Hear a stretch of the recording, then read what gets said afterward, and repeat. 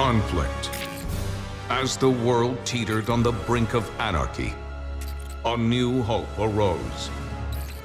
An elite international task force charged with ending the war and restoring liberty to all nations. Overwatch. Soldiers, scientists, adventurers, oddities. Guardians who secured global peace for a generation. Under its steadfast protection, the world... It could have been the greatest team-based FPS of all time. Blizzard had lightning in a bottle. Overwatch took the world by storm in 2016, a fresh hero shooter that blended the best of MOBAs and FPS games into one unforgettable experience. It had the potential to dethrone Valve's TF2, not just in popularity, but in legacy.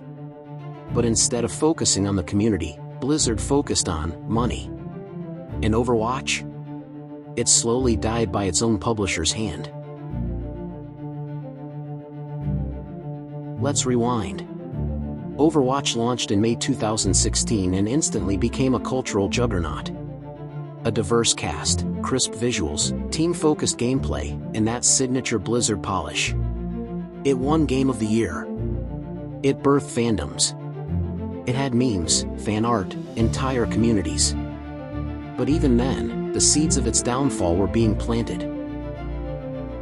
Blizzard shifted focus toward the Overwatch League, a massive esports gamble that cost tens of millions. Instead of refining the game for casual players, balance changes and hero designs started catering to pros and spectacle. Content slowed. New heroes came at a snail's pace. Maps dripped out like it was a desert.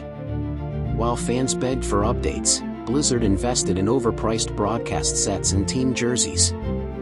Overwatch became a game for advertisers, not for players.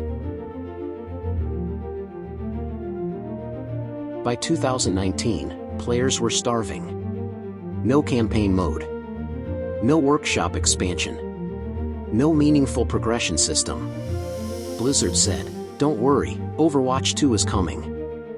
So we waited. And waited. And waited.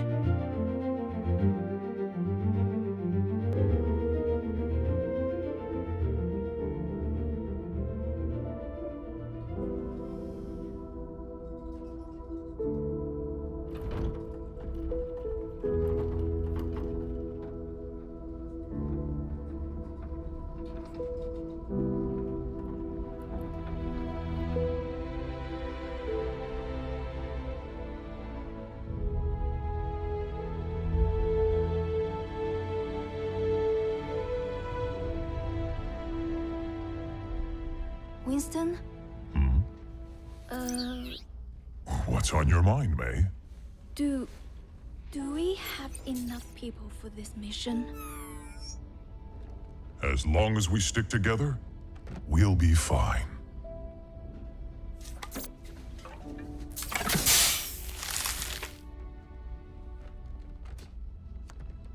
If you're going to show, now would be a good time. Attention! This is your captain speaking. We are on final approach to Paris. That's our cue. You may now power on your electronic devices. Weather is mostly cloudy, with a 100% chance of null sector invasion.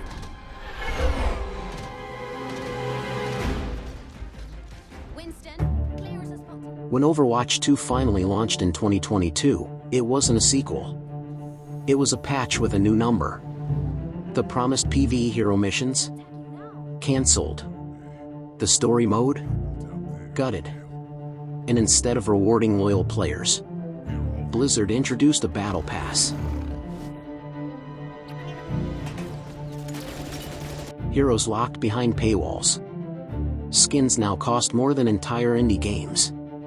The game was now free to play, but felt more expensive than ever. While Blizzard was busy fumbling Overwatch's future, the rest of the industry was leveling up. Apex Legends came in hot with fluid movement, evolving lore, and frequent updates. Fortnite rewrote the playbook on live service games, crazy collabs, in-game concerts, seasonal overhauls. Then came Warzone, mixing Call of Duty's gunplay with the chaos of Battle Royale. Valorant pulled in tactical shooter fans and ex-Overwatch players alike. Even Marvel Rivals, a brand new hero shooter, is already generating more player excitement by simply listening to feedback during its beta. Meanwhile, CS:GO's rebranding to CS2 left the once golden standard of competitive shooters in a weird limbo. Hit registration issues, performance drops, and missing features drove many players away, some permanently. For the first time in years, Counter-Strike no longer felt untouchable. And then there's PUBG. Yeah, it might look like a ghost town next to Fortnite or Warzone, but it still has a hardcore community keeping it alive, proving one thing: if you respect your players, they'll stick with you. Overwatch didn't just lose its footing, it lost its place in the conversation. While other games adapted, evolved, and embraced their players, Overwatch stagnated. What Blizzard never understood was that players didn't want more monetization. They wanted community servers. They wanted regular updates. They wanted to feel heard. Valve's TF2? Still kicking. Why? Because even when Valve went radio silent, it still let the community thrive. Modders, meme makers, map creators, TF2 became a legacy, not a product. Overwatch had all the tools to surpass TF2. But Blizzard saw it as a franchise, not a family.